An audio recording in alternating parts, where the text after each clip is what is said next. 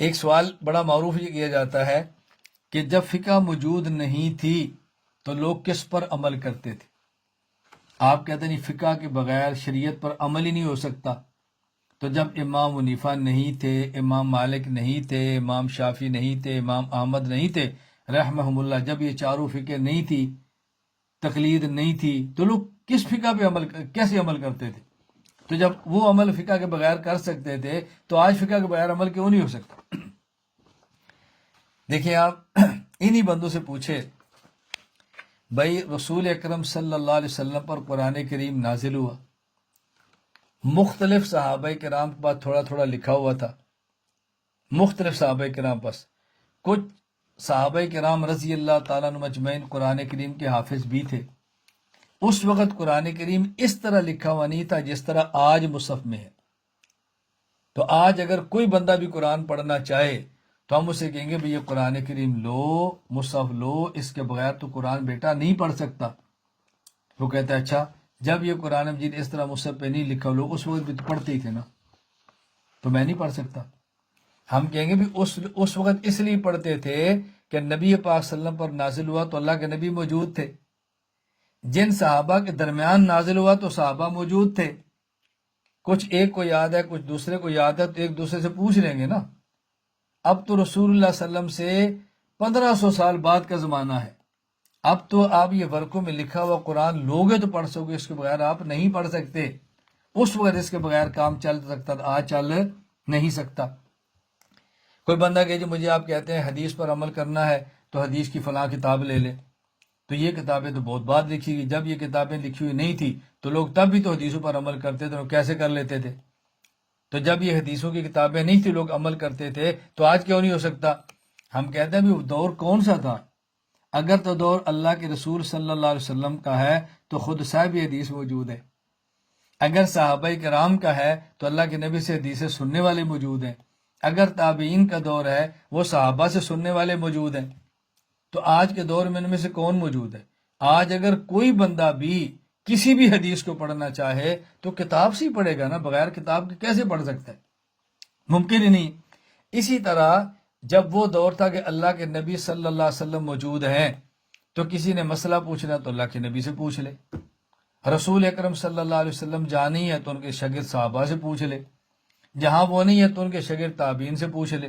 اچھا، اس کے بعد جب علم کتابوں میں آنا شروع ہو گیا اور نبی پاک صلی اللہ علیہ وسلم اور ان کے بعد کے دو دنیا لوگ جانا شروع ہو گئے، تو پھر جس طرح قرآن کریم مصحف میں لکھ دیا گیا، حدیث کی کتابیں لکھ دی گئیں، اسی طرح مسائل کو قرآن حدیث سے نکال کر فقہ کی کتابوں میں لکھ دیا گیا۔ اب اس کے بغیر عمل کرنا ممکن ہی نہیں ہے۔ یعنی ایک بندہ اگر قرآن کا حافظ ہے، قرآن کا عالم ہے، تو عالم بنا تو کہاں سے بنا؟ لکھی ہوئی کتاب دے کر عالم بنا ہے۔ اگر کوئی محدث ہے تو لکھی ہوئی کتابیں دے کر محدث بنا ہے، شروع کو دیکھ کر پڑھا ہے، لغت کی کتابیں دیکھی اس نے پڑھی۔ تو جس نے نہیں پڑھی وہ کیا کرے گا؟ یا کتاب دیکھے گا یا ان سے پوچھے گا۔ اسی طرح جو فقہات ہے قرآن حدیث سے مسئلہ نکالتے، امت کو دے لیتے، اب ایک بندہ نکال بھی نہیں سکتا تو کیا کرے گا پھر؟ اس کے پاس ایک ہی حل ہے نا کہ جن نے محنت کر کے نکال کے دے دیا ہے اس کو دے کر عمل کر لے۔ تو یہ اعتراض صرف فقہ پر تو نہیں ہے نا، یہ اعتراض تو قرآن پر بھی ہوگا، اعتراض حدیث پر بھی ہوگا۔ اس لیے بات اچھی طرح ذہن نشین فرما لیں، الجھ اندر کے مبتلا نہیں رہنا۔ اللہ تعالی ہمیں عمل کرنے کی توفیق عطا فرمائے۔ اچھا، بہت سارے لوگوں کا ایک سوال یہ ہے کہ کتب فقہ میں مسائل موجود ہیں اور ساتھ دلیل نہیں ہوتی۔ کتب فقہ میں مسائل موجود ہیں لیکن ساتھ دلائل نہیں ہوتے، تو جب آپ مسئلہ لکھتے ہیں تو دلیل بھی دیں۔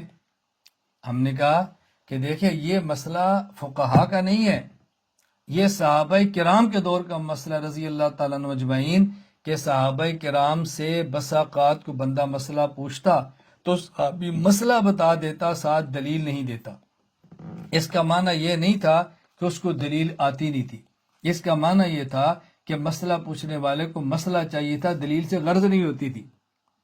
چنانچہ اس پر کتابیں موجود ہیں، آپ دیکھیں امام ابو بکر عبد الرزاق بن حمام بن نافع رحمہ اللہ فات 211 ہجری، ان کی کتاب ہے مصنف عبد الرزاق۔ آپ دیکھیں امام ابو بکر عبداللہ بن محمد بن ابی شیبہ ابراہیم، وفات 335 ہجری، کتاب مصنف ابن ابی شیبہ۔ آپ دیکھیں امام ابو جعفر محمد بن جریر الطبری رحمہ اللہ، وفات 310 ہجری، تہذیب الآثار۔ میں یہ عرض کر رہا ہوں کہ کتنی کتب ایسی موجود ہیں۔ یہ ضروری نہیں ہے کہ ایک کتاب ہو تو ساتھ مسئلہ بھی ہو۔ فقہ کرام نے دو کام کیے ہیں، بعض ایسی کتابیں لکھی ہیں جہاں مسئلہ ساتھ دلیل بھی ہے، اور بعض ایسی کتابیں لکھی ہیں جہاں مسئلہ ساتھ دلیل موجود ہے نہیں۔ ہمارے مختصر القدوری ہے، مسئلہ لکھا ہے، دلیل موجود نہیں ہے۔ الہدایہ کھول کے دیکھیں 4 جلدوں میں، وہ مسئلہ بھی ہے ساتھ دلیل بھی ہے۔ اللہ ہمیں بات سمجھنے کی توفیق عطا فرمائے۔ حکیم الامت مولانا اشرف علی تھانوی رحمہ اللہ تعالی نے 2 کام کیے، بہشتی زیور جہاں مسئلہ ہے دلائل نہیں ہے، اور الہ سنن 21 جلدوں میں جہاں مسئلہ ہے ساتھ دلائل ہیں۔ بہشتی زیور مسئلہ ہے ساتھ دلائل نہیں ہے۔ احکام القرآن 10 جلدوں میں مسئلہ ہے ساتھ دلائل ہیں۔ تو ہمارے فقہاء نے دونوں کام کیے، ایسا نہیں ہے۔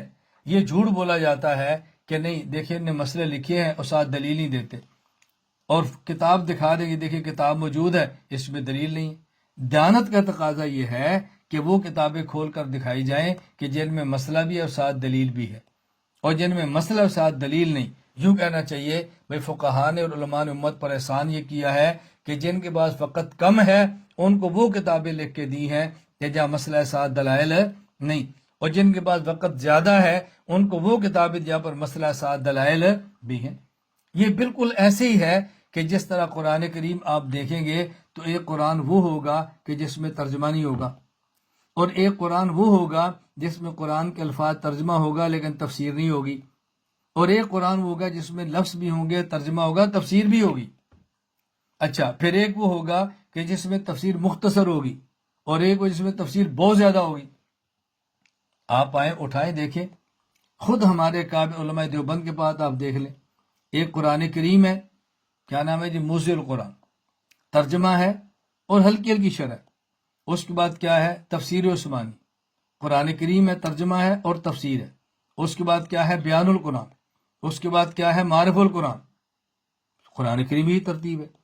اسی طرح بعض آپ کو حدیث کی کتابیں ملیں گی جس میں صرف حدیث پاک کے الفاظ ہیں، بعض ملے گی جس میں حدیث پاک کے الفاظ بھی ہیں اور ساتھ ترجمہ بھی ہے، بعض ملے گی جس میں حدیث پاک کے الفاظ بھی ہے اور ساتھ ترجمہ کچھ شرح بھی ہے، اور بعض ملے گی جس میں بہت زیادہ شرح ہے۔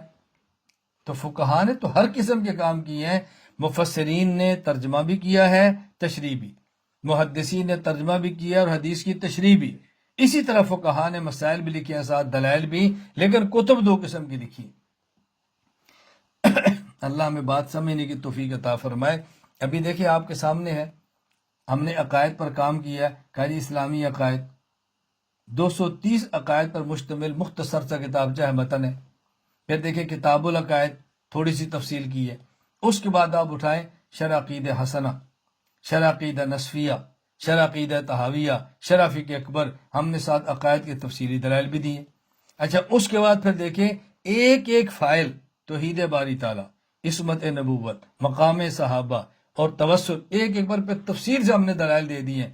اب کوئی بندہ بددیانتی کرے، ایک میری اسلامی عقائد اٹھا کر آپ کو دکھائے کہ دیکھیں جی مولانا محمد الیاس گنبد نے کتاب لکھی ہے، عقیدے پر دلیل ہی نہیں دی، اس کو بھی یہ تو متن ہے، یہ تو چھوٹے بچوں کے لیے ہے، یہ تو عام مسلمان کے لیے ہے۔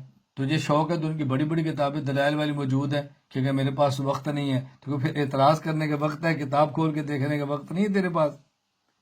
جی میرے تو علم میں نہیں ہے، کوئی علم تیرے میں نہیں ہے تو اعتراض ساجی پر کرتا ہے، تیرے علم کا قصور ہے نا۔ اللہ ہمیں بات سمجھنے کی توفیق عطا فرمائے۔